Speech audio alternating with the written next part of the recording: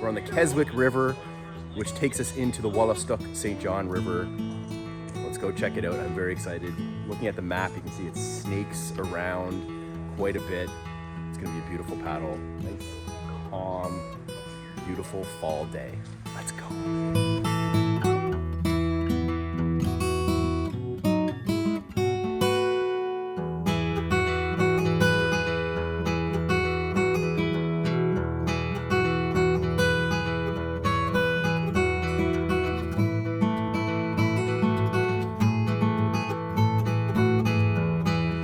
Everyone knows that the purpose of going on adventures is to eat amazing food. We stopped at the Keswick kitchen before we hopped in the water. We're stopped here on a beautiful little sandbar, having this amazing cinnamon roll. So good.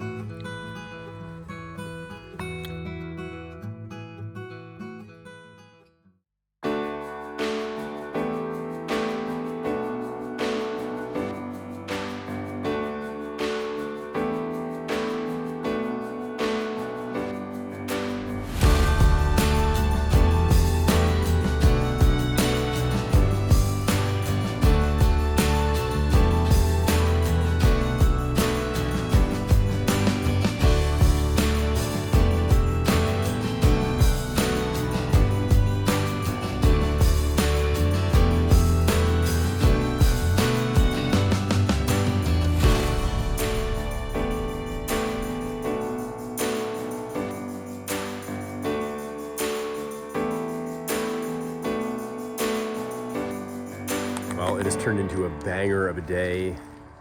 Not a breath of wind, glassy water. This is the fall. We're in October, and it feels like it's the middle of summer again. It's getting hot. Unbelievable. That was a beautiful paddle. The Keswick River ends just kind of back in around this corner behind me. And then so you have this really short little paddle in this protected little cove area with an island on this side on the Wolastoq St. John River.